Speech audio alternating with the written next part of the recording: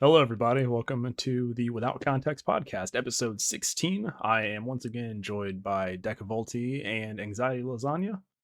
And today we have a episode that I think most of us will appreciate, having grown up in this age of game consoles to some degree. You clearly know by the title, but today we're talking about the PlayStation 2, which to many would probably be considered one of the most important game consoles to ever have been released, just in terms of franchises, in terms of tech, putting Sony really on the map after the PlayStation 1. This is definitely what, like, it's Nintendo was really the starting like console that did it, but in recent years it's been Xbox, PlayStation kind of dominating uh the market. And I think it all kind of started here. So as we do with these certain topics, give you guys a brief rundown of the PlayStation 2, especially if you're one of our younger listeners who weren't born when this console was out, and that just really sets in that we're old as fuck. So I will say in my job, the year of birth for all the students I'm looking at is in this sweet spot of like 0204, yeah, and that gives me like existential dread. They played the PlayStation 3. in 2 days from this episode coming out, I turn 32. So, ooh. Happy birthday to Oh, Sharky. but yeah. So, brief rundown. It is a sixth generation console. It came out the same console generation as the Dreamcast and the GameCube, both of which deserve their own episodes, including the Dreamcast, because how could you have such a misfire of a console? And the Xbox. So I like GameCube, PlayStation 2, Xbox was this console generation, and that's like the heavy hitter console generation, I would say. It was announced in 1999. Uh, it offered the backwards compatibility for PS1, which was a big thing. You could play your PS1 games on your PS2, so you didn't lose your entire game library if you wanted to upgrade. And I think it discontinued in 2013 finally. Like, they stopped producing models, at least in Japan, in 2013. I think America stopped in 2008, because the PS3 was announced in 2006. I And wanna point out before we continue, I had PS2s fucking A. I had yeah, PS2s at my Walmart for years. yeah, Years. They were $30. So buy the fucking PlayStation 2. but and even repair services for the system in Japan uh only ended back in 2018. So Sony really supported this console.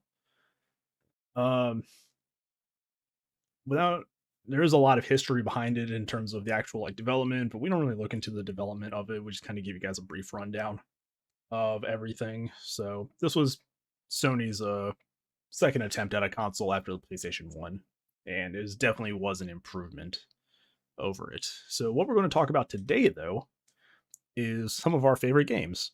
And not just favorite games, but favorite features as well for the PlayStation 2. So if we want to start with Deca, I know you had Yeah. some things about I'm gonna features keep you wanted to talk about. fighting my I'm gonna keep fighting my system, but yeah.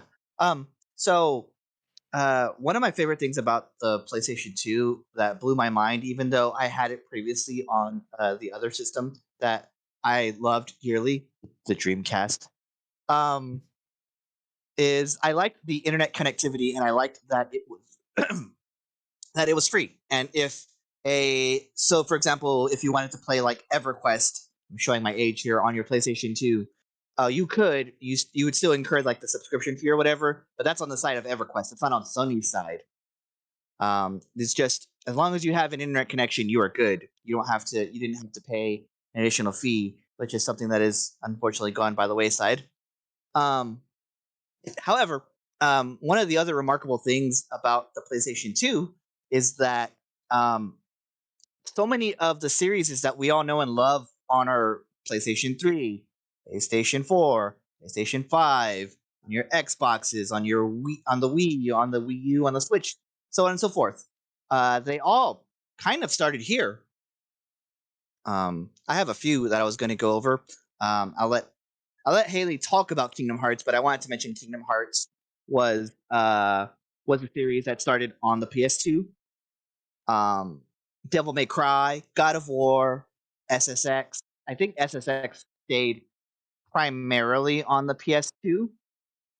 I think there was a game that was on the Wii, but who cares? There's Red Faction, Onimusha, and then of course we would be remiss if we did not talk about the ultimate party game at this time, Guitar Hero. Yeah. Guitar Hero I started on the PlayStation 2. I Yep, completely forgot. it was the system that was the first one, I think, to get the controller. I don't think they had one on the original Xbox. I think that started on Xbox 360 with Guitar Hero. I also have a fun fact about Guitar Hero as well. So Harmonix, who eventually made these games, they made a game called Frequency, which predates Guitar Hero, it's the same concept. It's still a rhythm game, but it's controller based. And they took that game initially to Microsoft, and Microsoft said this game would not work without a peripheral. And they're like, huh, what if we did that? And that's how Guitar Hero was born. And then the biggest oversaturation of the gaming market happened for 7 years prior, or 7 years after it. Straight. Plagued my entire PS3. Yeah. Touching on the online again, though. Sure. Looking at it, there was a lot of games for it. I thought there was only like at least 10. Like, I didn't think there was a lot of them, but you think the Call of Duty games had the online capability. You had Resident Evil Outbreak, which was the first co-op Resident Evil game that you had. Final Fantasy 11, I think, started on the PS2 as well. And stuff like SOCOM, Tony Hawk Underground, or Tony Hawk Pro Skater and Underground, you had the co-op feature there through online also. And the thing is, I only thought it was a few games at the time, but no, they apparently like supported a lot of stuff, which is really impressive. It's wild to me because everyone probably thought that about their 6 games that they have, or however many they may have had. They're like, oh yeah, I'm just playing these games, it's whatever. But I remembered Final Fantasy and Resident Evil. Those are the only two that I could instantly think of for PlayStation 2 online. With the advent of the World Wide Web and it getting more and more popular, and wiki lists like the ones we are using to reference coming up, like you can see the sheer amount of games that are just on there, and it is a lot. I didn't even know PlayStation could have an online capability. I've had that console since it came out. I had no idea until right now. If you have the thicker PS2 model, there is a spot on the back that opens up and it's just an empty spot. That's where you slap in the broadband adapter. You know, I had no idea. I mean, I wasn't allowed to have anything that was above like E10 plus or whatever, if that even existed back then. I think it was just E. It was kids to adults. And I had no idea. You can watch in real time Haley's neuron activation right now. Synapses firing. I mean, when you guys were like, yeah, the internet connection, I'm like, what? Yeah. So the games that I want to touch on, Sharky actually mentioned one of them, and I mentioned the other one. SOCOM was one of the first games that I actually played on the PS2. It was my first introduction to like the tactical based shooter. It's the third person, and the online capabilities, I was actually not bad at it online. It might be the guns were like overtuned or whatever, but like I was pretty good at it.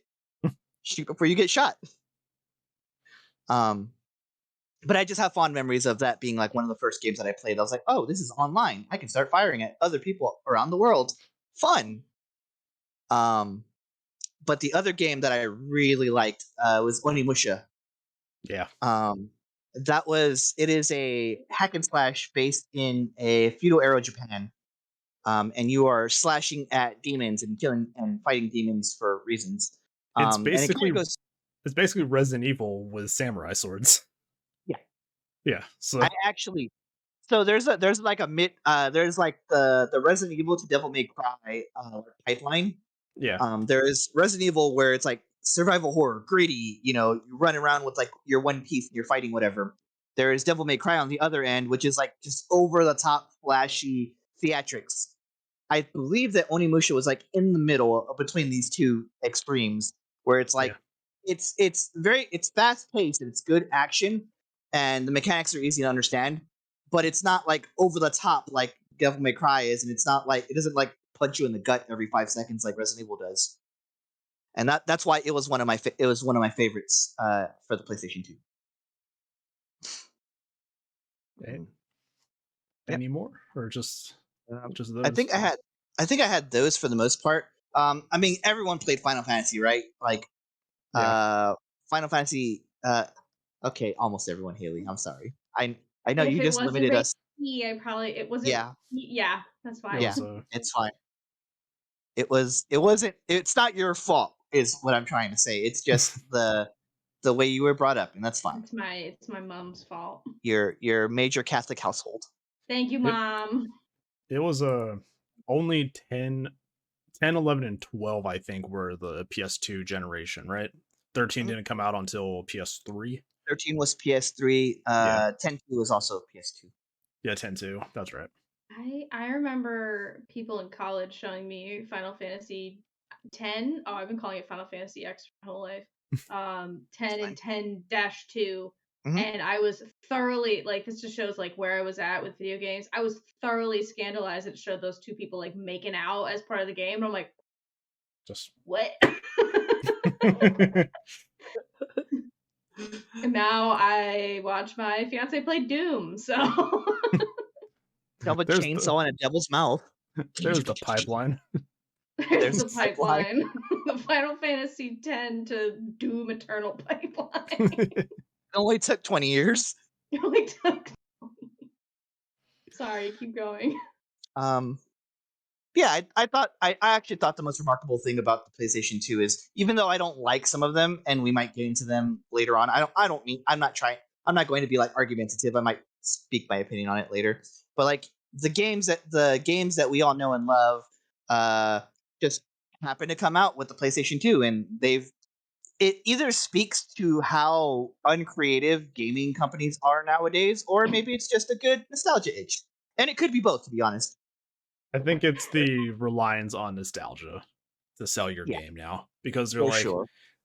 because it's one of those things. It's like this was the generation before consoles started having just internet connection, so stuff could be patched in at a later date.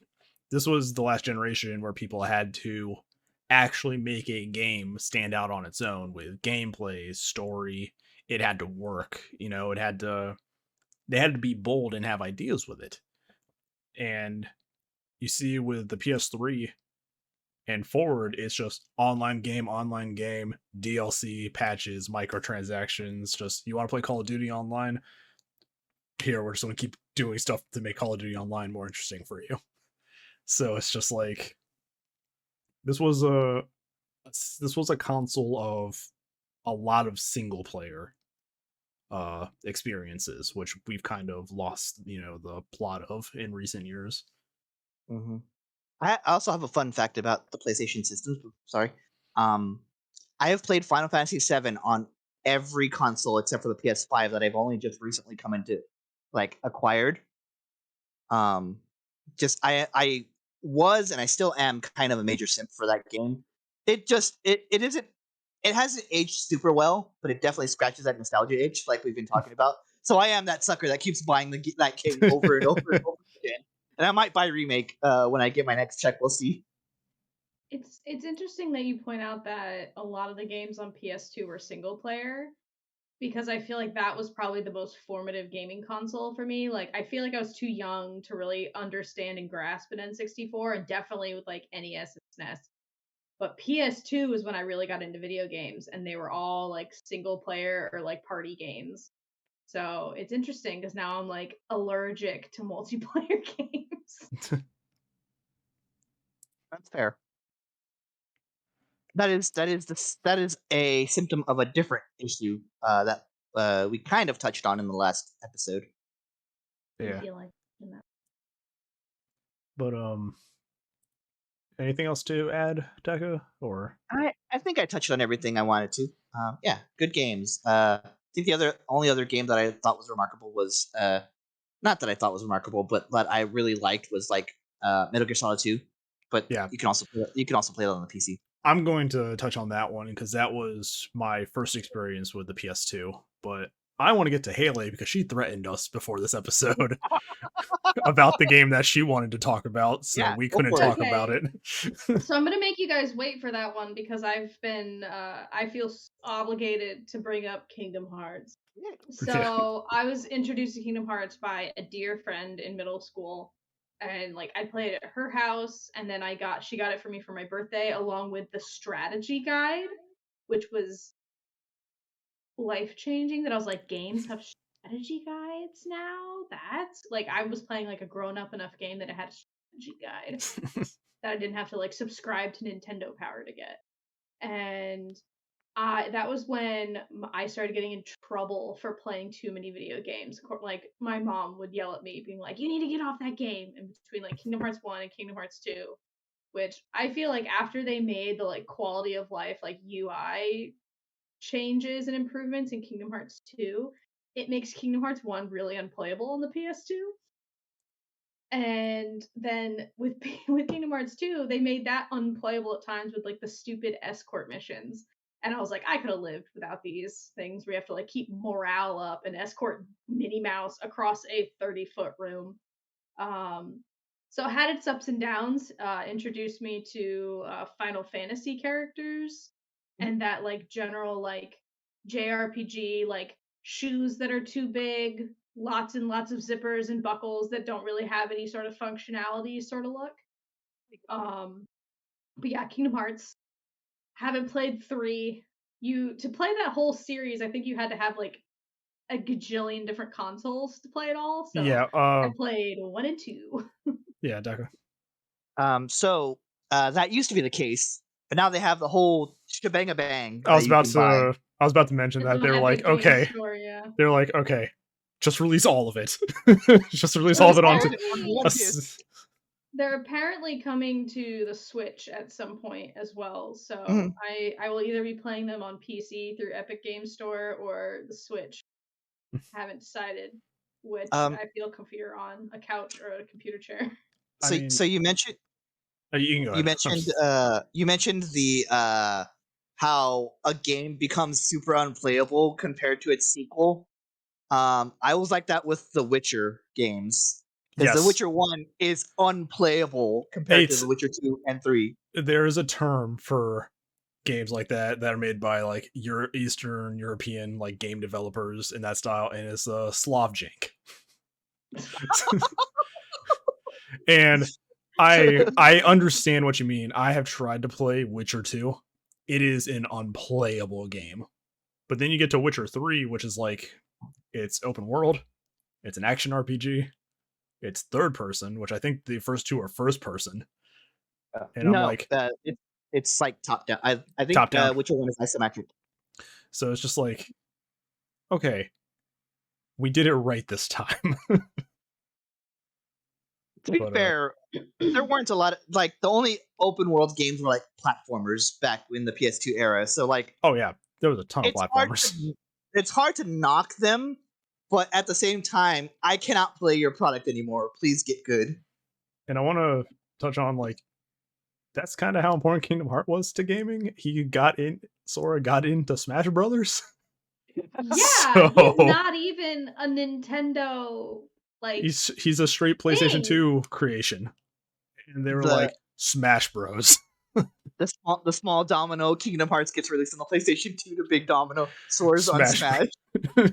Yeah, like someone was saying how like just that shot that they had to have where you see the Mickey Mouse on the end of the Kingdom Key, and someone's like that cost them like $3 billion to get that license from Disney. It's like just to get this Mickey Mouse symbol onto this cutscene.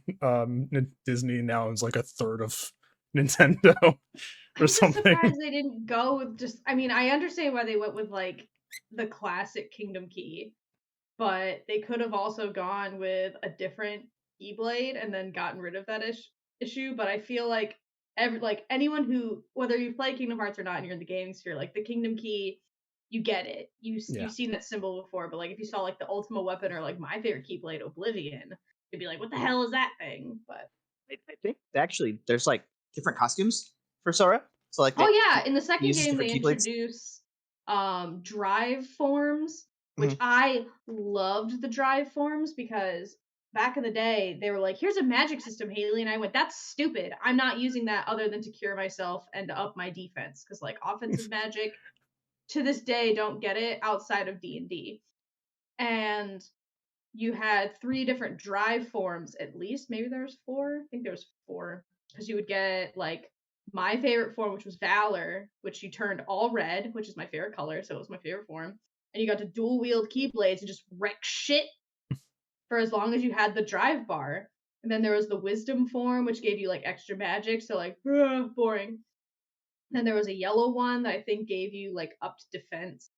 And then Ultimate form, which was white, and you just like wrecked house. It was a fun mechanic that they added, and it was better than like the summons that I did not use one time in the original game. That was the intro cutscene of Kingdom Hearts 2 is something that like fired like all the neurons in like young Dallas's brain when Roxas runs across fire with 2 Keyblades in battles.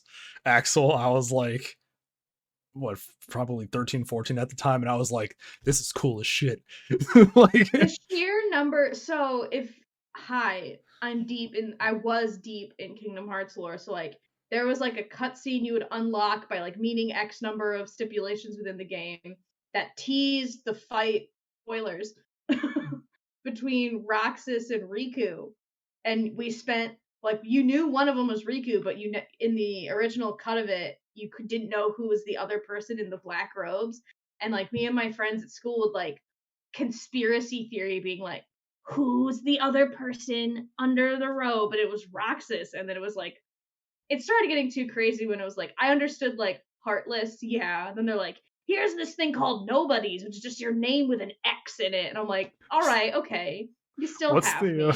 What's the picture? It's like a picture of 5 different characters from Kingdom Hearts, and it's like these are all the same person. Xehanort? No, it's like these are all. It's like it's like these are all the same person.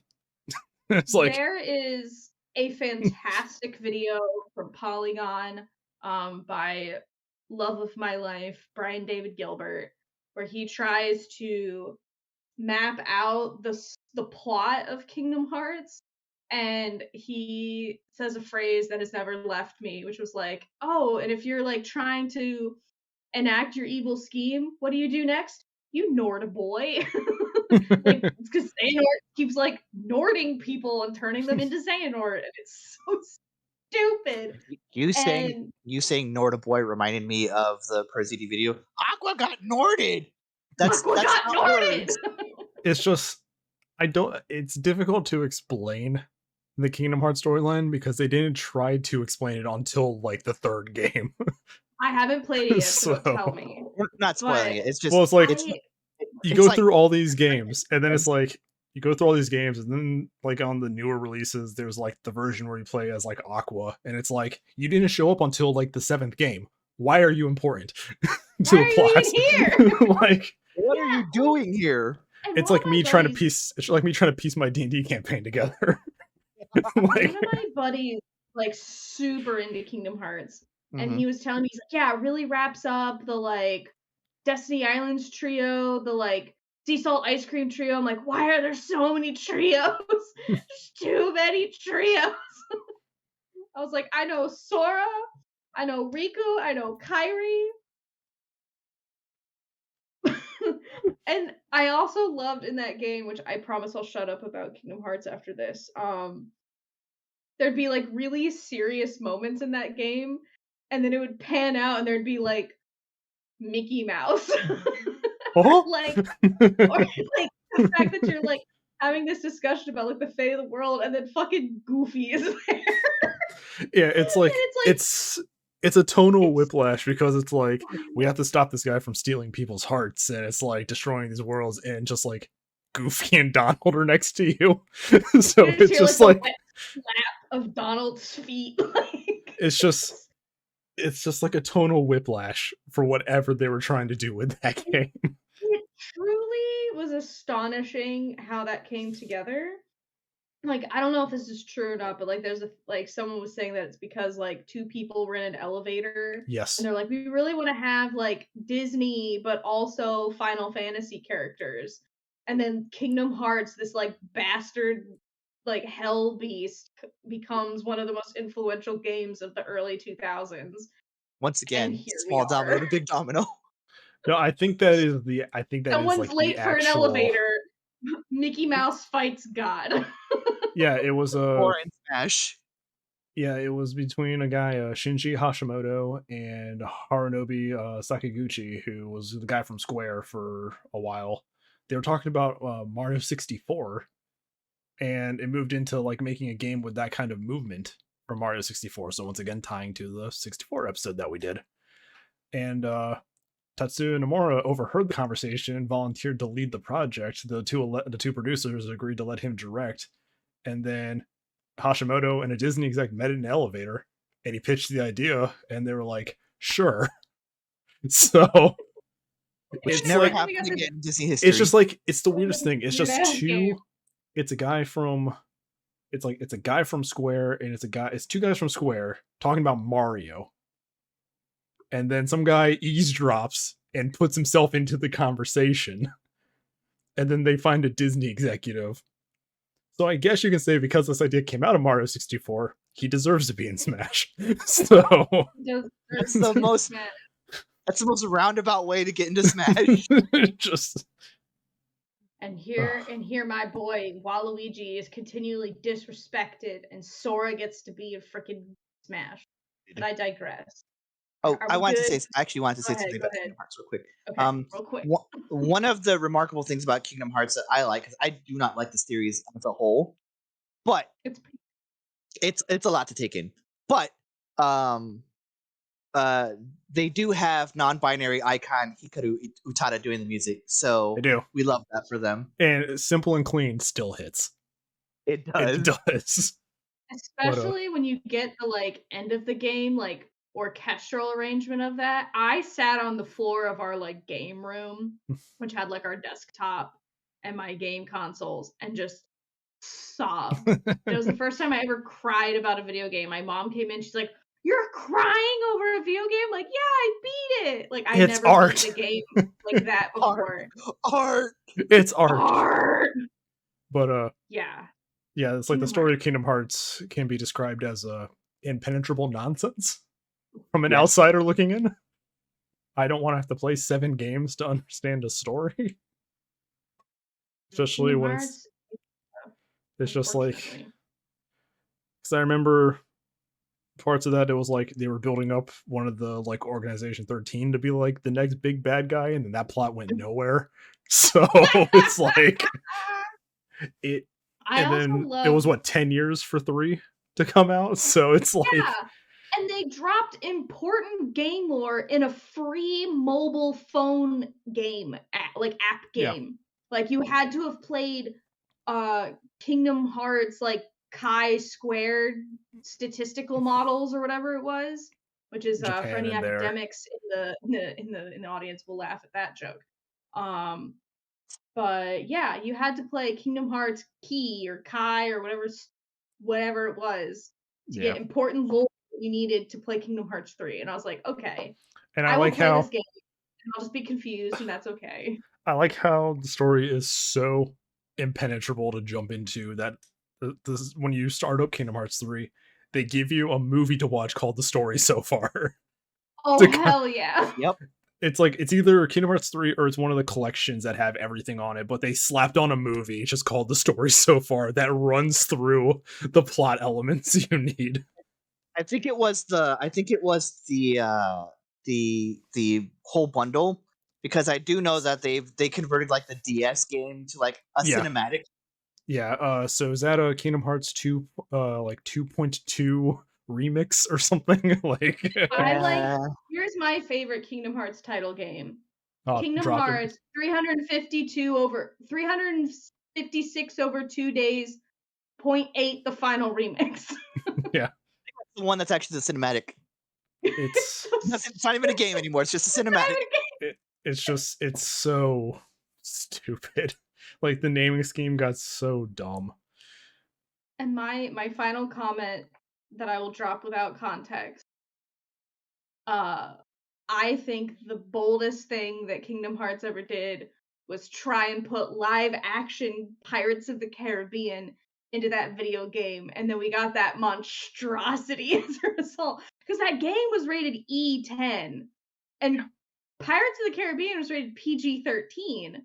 So the fact that that game got put in there, like that movie got put in that game, I was like, all right, okay, ugly, whatever. On the topic of ugly, I have like an F tier PlayStation 2 game I want to share, which I want you guys. This is the one you threatened us about. No, that one's a different one. I put that one at like a solid. We're still not there yet. Okay. This is the F tier one called My Street. It was released on March 3rd, 2003, and it's like a Mario Party style game, but you oh, it had net play, so I clearly just didn't understand what net play meant, so that probably meant internet, huh? You get to play. It's like a Sims game, right? Yes. So I would always play in story mode. So you get to like design your kid, and you just move to a new neighborhood at the start of the summer, and you have the summer to make enough friends, or you like die or something, like you just get bullied at school or something ridiculous. And in order to be friends with the kids in your neighborhood, you have to beat them at their mini game.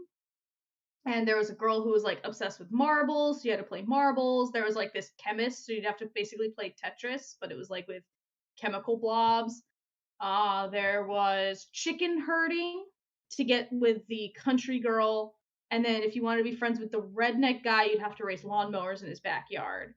Yeah. There was also beach volleyball, which I thought was an interesting thing that they did now looking back at it as an adult woman, is that the obviously black child was like islandy and played volleyball. Like he was in charge of the beach volleyball game. That's a choice. And I don't know if you could count the chemistry kid as like vaguely Asian, but he was in charge of the chemistry game. So like the one almost like Asian coded character was in charge of chemistry, and I was like, yeah, so you had volleyball, RC car racing, marbles, dodgeball, chemistry, which was just Tetris, chicken herding, and lawnmowers. And if you look it up, you can find some truly heinous visuals from that game. I remember distinctly freaking out over the character creation thing because I'd never played a game where you could like customize your character the way that was. Like there was like color sliders and like color wheels, and like you could make a truly heinous looking child, and it was really fun. But their mouths did the like thing where like their mouths moved, but it didn't necessarily line up with what anyone was saying. And it's really ugly to look at. Real ugly. Yeah. But I loved that game. I played the absolute crap out of that game. I do not know why I liked that game so much, but I did. It got the synapses firing again. I did get the synapses firing. And the final games, which I did threaten you guys over this one, is Tack and the Power of Juju. Some of you may know this game because it got a Nickelodeon spin-off. I was about to ask. TV show. It got a show. I remember the show. Yeah, I remember the show. I never played the game. I feel the reason it got a show is because there was a mechanic in either, I think it was the first game, where like you are the sole survivor of some very bizarre genocide of where all of your fellow tribe members were turned into sheep. And you had to like beat certain levels and acquire a certain number of items to like change them back from sheep. And of course, like it was the early 2000s and there was a silly mechanic of like chickens and sheep game. Definitely the plot's Persona. I never beat the first game because there were some parts of it that were too hard for my like dumb little like 11-year-old hands to do. But the second one, Staff of Dreams, was so much better than the original because you could go into like this dream world and it was just like it added like a depth to the game that the first one didn't have. It was a lot nicer to look at. The visuals are really pretty. Not as many sheep. Um, but yeah, Tack and the Power of Juju. It's great. I think one of the things about like you were mentioning like some of the games look better as time goes on. Um, so when developers when a system is first coming out, they release what's called developer kits so that they have games to come out on the system. Um, and those are very limited tech, and it takes a while for them to innovate on that to make their games polish. That's why after a certain point, games will peak in a system because they cannot go past the limitations of the system anymore. And that's when something like the PS5 happens. And that's why it's taking. But we were mentioning like patch notes and stuff, and like DLC and all of these microtransactions and stuff like that. And that's why it's between the PS3 and PS4 is what like 15 years or something ridiculous like that. But the PS2 to PS3 is like half that. I just want to share with you part of the plot of the original game of Tack and the Power of Sure. Juju. You get you get this item and it allows you to resurrect a character that you need. An unfortunate side effect of the resurrection, however, is a severe case of diarrhea. Okay. And that's something like you're just sitting there and he's like, "Yep, I gotta go like shit bricks." That sounds like PS2, I've, like platforming I've, humor. that's like And yep.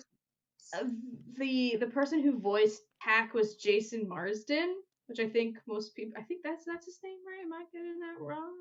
He's the same He's one the that does it guy. for the game or for the show. Yeah, he was Max Goof and Oh, Oh. fucking Thackeray Binks from fucking Hocus Pocus. I think that's him. He's also yeah, it's Haku in Spirited Away. nice. Yeah, it's I forget the Sean Murray. I think that's his. No, the voice of Zachary Binks was different. No, it Sean Murray was was the face actor, and then the voice actor for the cat, and then they okay. Yeah, overdubbed Sean Murray, so the voice would stay the same, but it was Jason Marsden. okay. I know him as 'Cause McGee on MCIS. McGee. Yeah. So, But We've Tack got and the Power of Juju, I've not heard anyone talk about it, but it must have been popular enough that Nickelodeon was like, have a TV show. when did And that that show was the come out?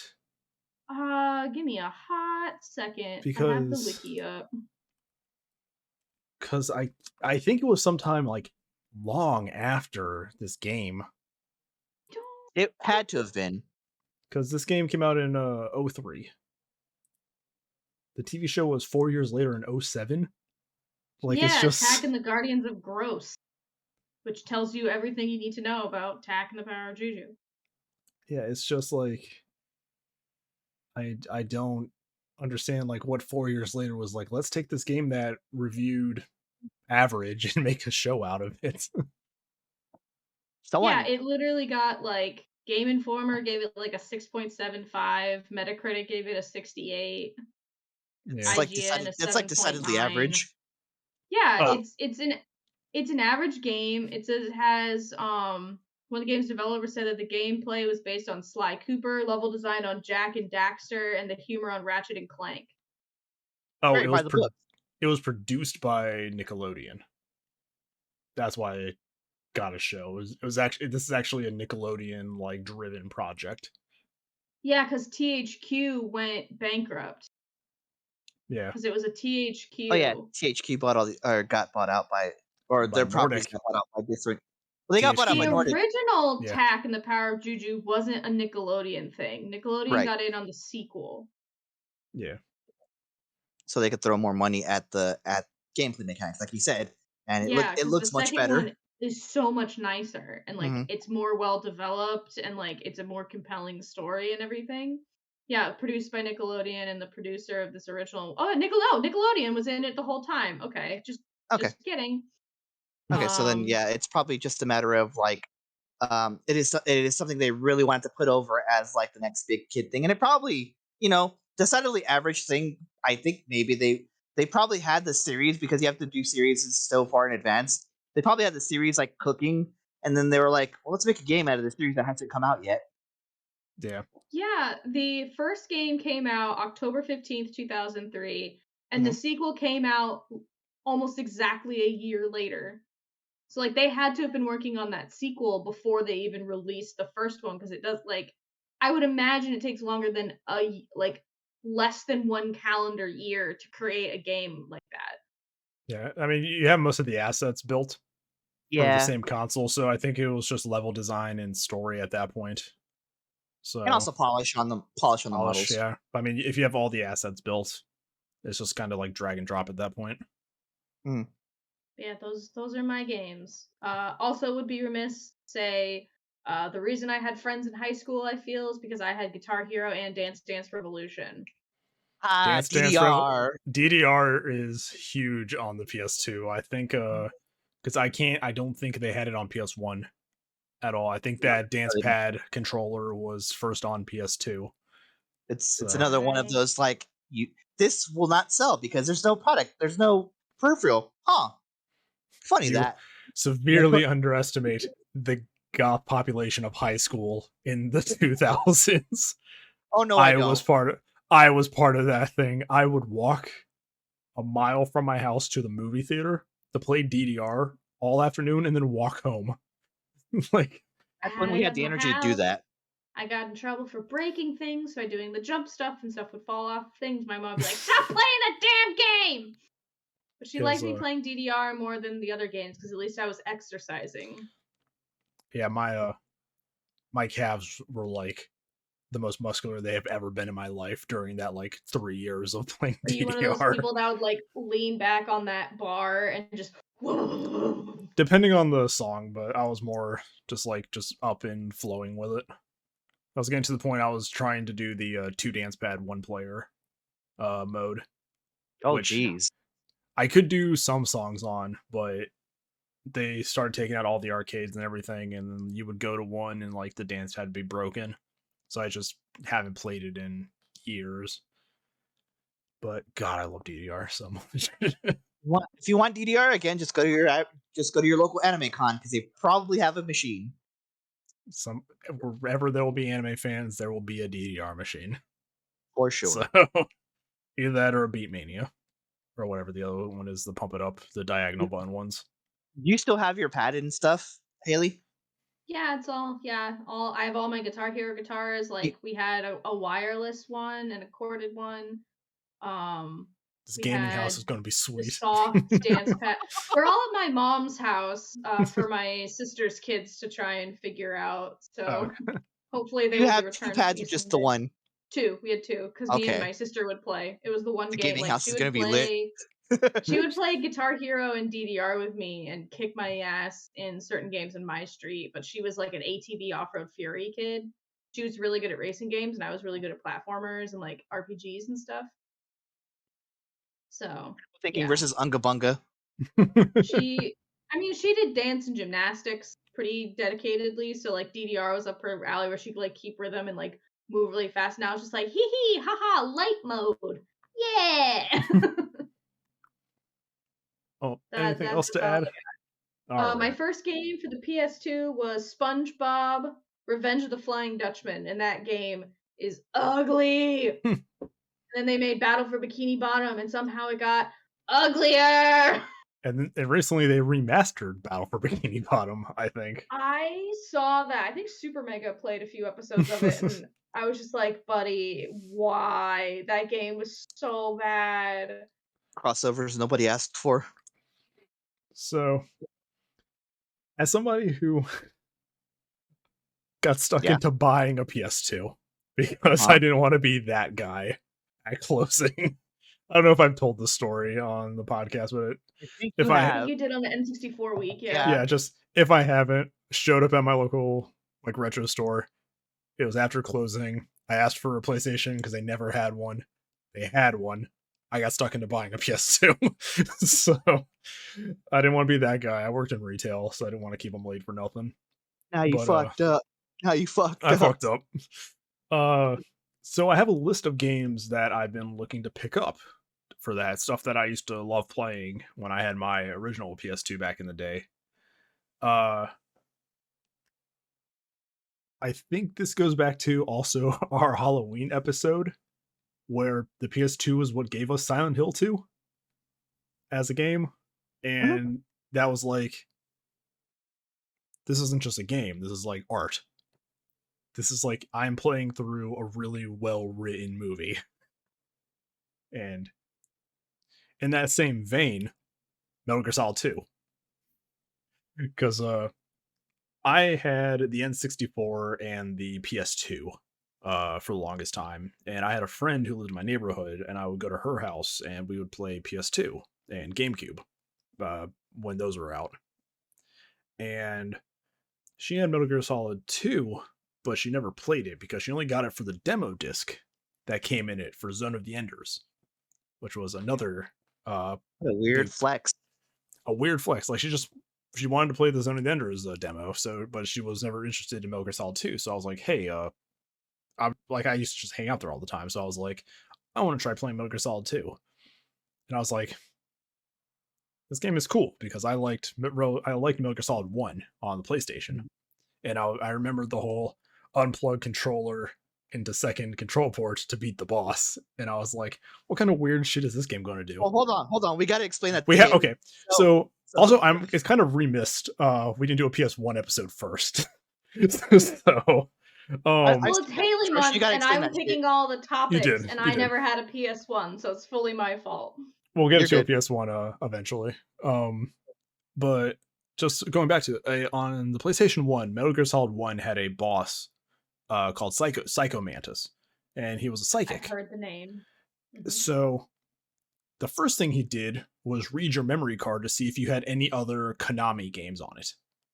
And if you did, he would say, so you like to play, he'd be like, you like to play Castlevania and like all this other stuff. So that was like, what the fuck? And you try to fight him, and you like try to shoot him, and he'll like blink away or do all this other stuff. And he was like impossible to beat playing normally.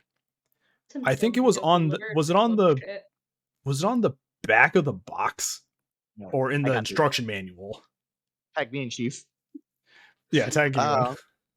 So one of the other things is if you had a DualShock, the vibrating controller, and you plugged it in, he was like, I will put your controller on the floor. I will move it with my mind. And it would like vibrate. Goes off. But also, one of the ways to get him to do that is you call Campbell like 5 or 6 times, and on one of them, he's like, Snake, what if you put your controller in the other port? Just dead ass says that in the game. Breaks immersion completely. So you unplug your controller, plug it in, and Psycho Mantis has no idea like how to read your mind, and you play the boss fight normally. He goes, he actually comments on it, he's like, why can't I read your mind?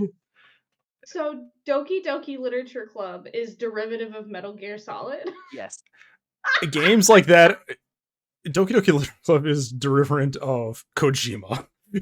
Like, the man, this is like what we say, like, he's either a genius or a madman for coming up with shit like this. A little bit of both. I remember the back of the box is how you get Meryl's codex number, so you can call her when she's in disguise as an enemy, because you don't know which one is her. Yeah. So you have to like pick up the game case and look at the back for the number, and then call that on your little. And I was like, what's kind of weird stuff is Metal Gear Solid 2 going to do? And the only thing that Metal Gear Solid 2 did was 10 minutes in, you're not playing as Snake anymore. You're playing as a completely new character. So it's like, oh, you did kind of pull the rug out from under me on that one. But it doesn't do anything else weird. Like this thing, it doesn't do anything like switching controllers or anything like that. It just gets into this whole plot of, is this mission even real? Like, it's where it starts like doing like, is this a VR mission or is this a real mission? And it's like starts fucking with the weird like Metal Gear Solid like storyline kind of stuff. It was really like the start of the convoluted storyline that is Metal Gear Solid. It gets into a lot of the so one is where like the game mechanics are really weird because you have different things you have to do. You have different things you have to plug in, or have different games on your system or whatever. Metal Gear Solid 2, it's just the gameplay that's just really fucking off the rails towards the last act of the game. Oh yeah, when you're eventually fighting a clone of yourself, like in New York City on top of a giant submarine, it's just it gets weird after a certain point. Swords for no reason. With swords for no reason. The whole segment of you running around naked, just like cupping your private areas so nobody can see your junk. I'm like, this is where I'm like, Kojima's always been weird, hasn't he? Like, but Yeah. we Yes, got he has. that. Also on the PS2, it was the first game that turned it from a fighting game into the Dynasty Warriors that we know, and that is Dynasty Warriors 2. The first one was just this like fighting game with Chinese like history characters, because it's all based on Romance of the Three Kingdoms. But then number 2 is like, what if we made you feel like a hero, and you pick one of these like legendary people and just tear through a battlefield of 100 or so people and feel like a badass. And it's like all the hack and slash style stuff that it's always been, and that was just fun. Like I would kill time on Dynasty Warriors for so many hours on like Saturdays and Sundays if there was just nothing else to do. But yeah, we also had, I never played Devil May Cry, but it is definitely like one of those games, like the franchise is still going because of these games. And I think between the 3 that we got on PS2, we got 1 on PS3 and then 1 on PS4. So it like, this one was just like, here's a bunch of games, and now we're going to make you wait. Plus, you can upgrade DMC onto your PS5 for free. But God of War, and I think like the 3 or 4 games that were on PS2 for that one. I think it was 3. It was 1 and 2 were on. It was 2. PSP. 2 were on the PSP. Yes. Which, that's a long forgotten console. Yeah, better. It's better to be forgotten. But I mean, you have the classic Resident Evil 4 dropped onto the PS2, which is funny because that deserves its whole episode on its own, because that was originally announced as a GameCube exclusive. They were like, Capcom went on top when Capcom went into their presentation. It's like, hey, we're going to have all these first party games on our system. And I think somebody had to come out and tell him that it was only temporary because they had announced the PS2 Resident Evil 4 release like earlier in the day. So it wasn't just an exclusive, it was going to be on all these other consoles. Is Resident Evil 4 the one with like Leon? Yeah, it's Leon saving the president's daughter.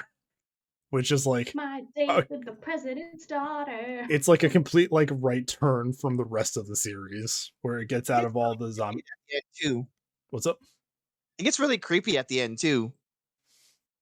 I've just heard a lot of people say that Resident Evil 4 is their favorite Resident Evil game.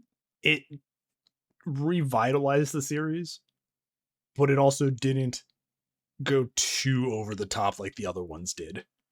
Because I think, what was it, by the end of 7, you're fighting like a zombified like T-Rex monstrosity. I remember watching people play that online. Very spoopy. And then of course Resident Evil 4 is like, no, it was 6, because that was the one with Leon and Chris and everybody in the game. 5 is boulder punching. Yeah, but 5 was where Chris punched a boulder into lava.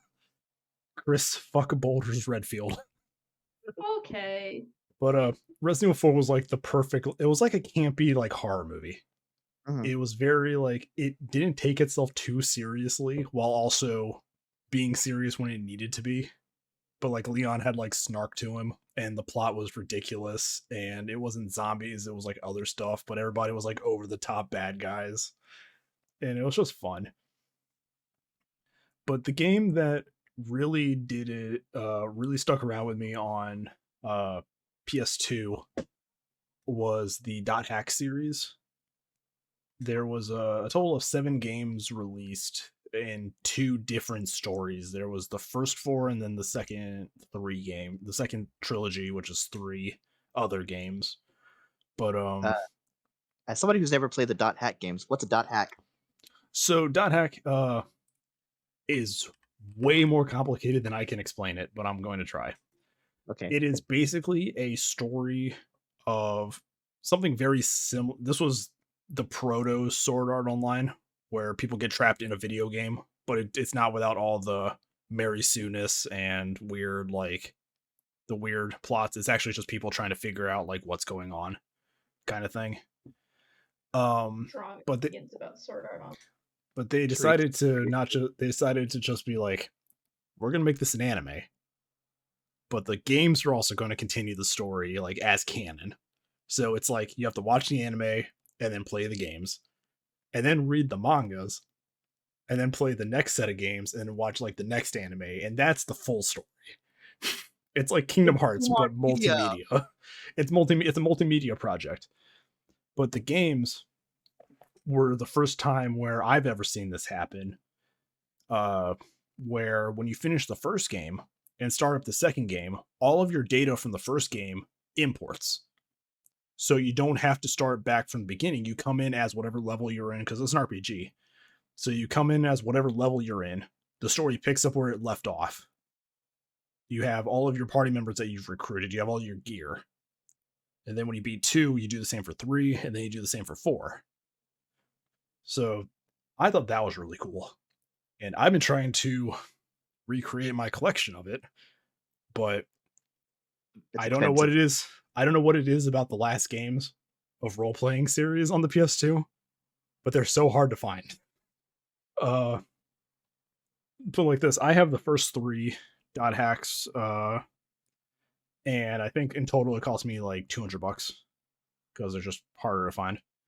The 4th game by itself is like $150 if you can find it with the game, the anime DVD that has an episode on it that gives you that, because each of them come with a DVD with an episode of a standalone anime series, and in each of those episodes they give you like a world like combination, because when you go into the game you can be like, I'm going to choose this word, and this world, and then an area is going to generate randomly based on those parameters.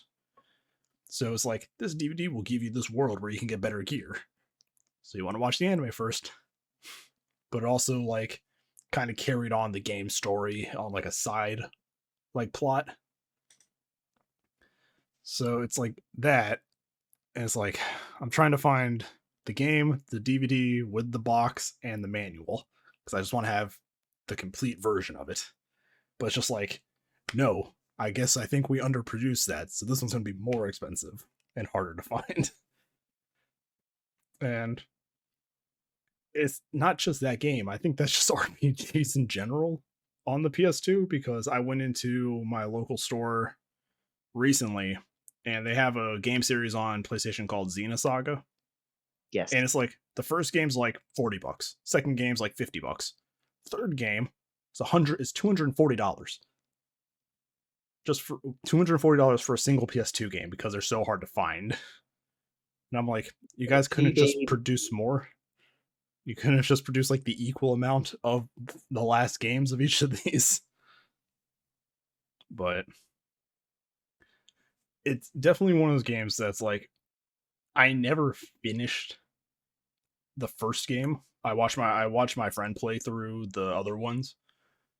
I got hard locked in the first game where I wasn't at a high enough level to beat one of the like mid-game bosses, but the save was right as the game saved, auto saved itself right when the boss fight started.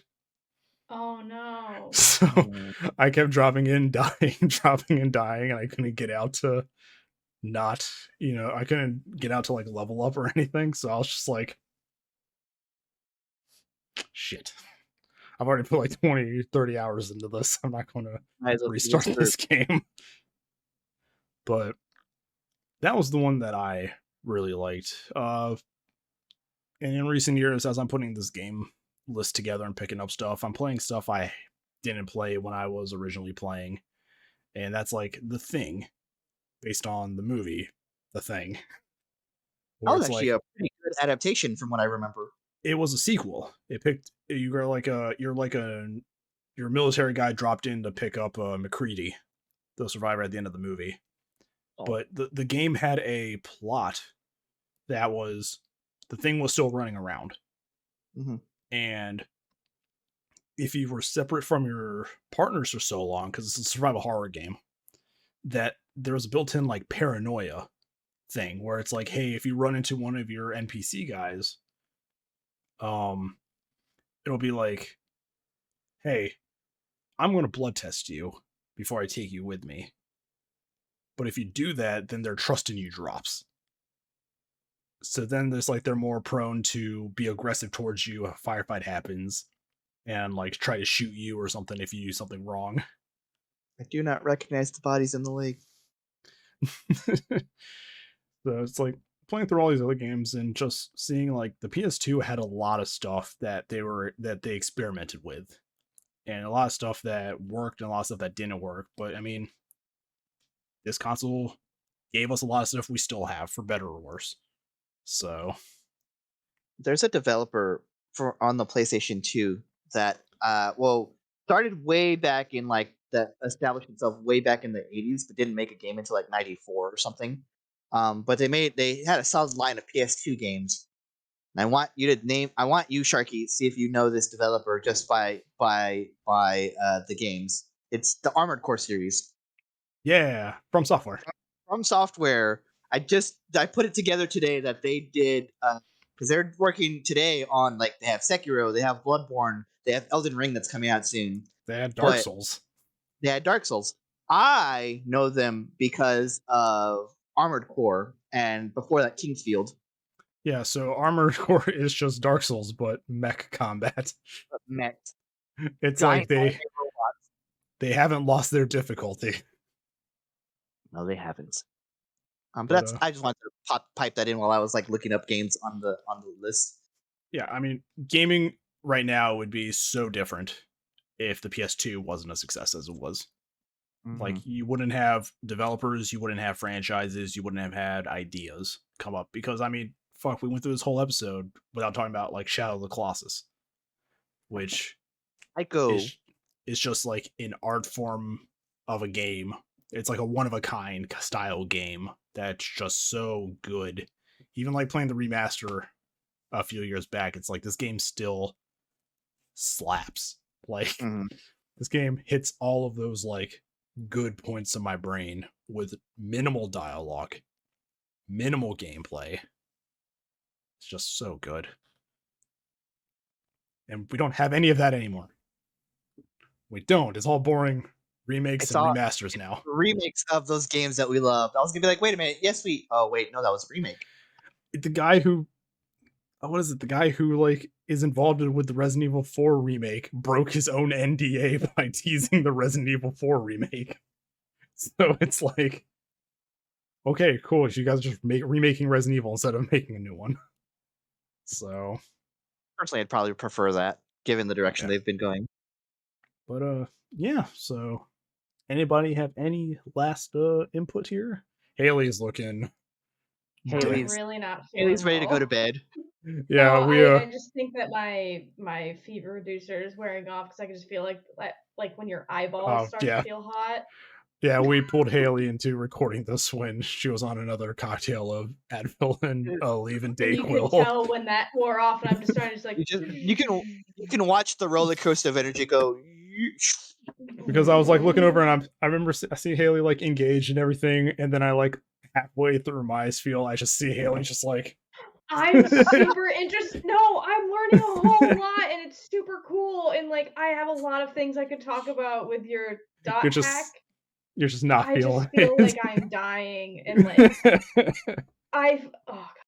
we want to do a whole episode on Haley's grievances with Sword Art Online, sure. We'll get the anime episode done eventually.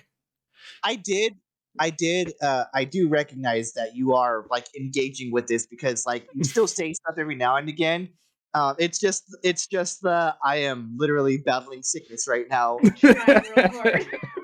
Well, I'm Feel like, it, yeah, love you yeah, for it. yeah. That's really cool. That was has Leon Kennedy right. Meanwhile, my eyeballs are like, I am boiling and I boiling. mean, well, I think we covered a lot of like the games that were important to us, or as I usually do, I cover games that affected gaming like moving The forward industry. in the industry in some way, and then my personal favorites. I like looking at the history of it more.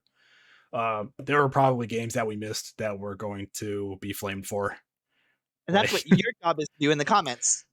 Zone of the Enders was like a passing mention in this, and I'm pretty sure that's going to piss people off. Never So, even heard of that game.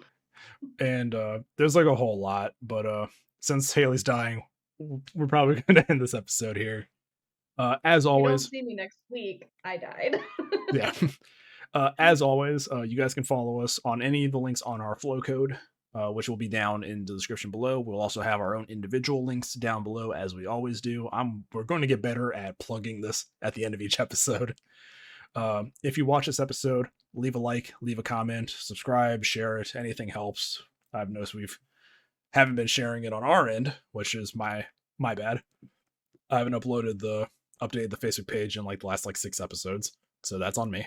So, but any kind of help you guys can give would be greatly appreciated. And I hope you all enjoyed this episode, and we will see you guys on the next episode. Bye, everybody. Bye.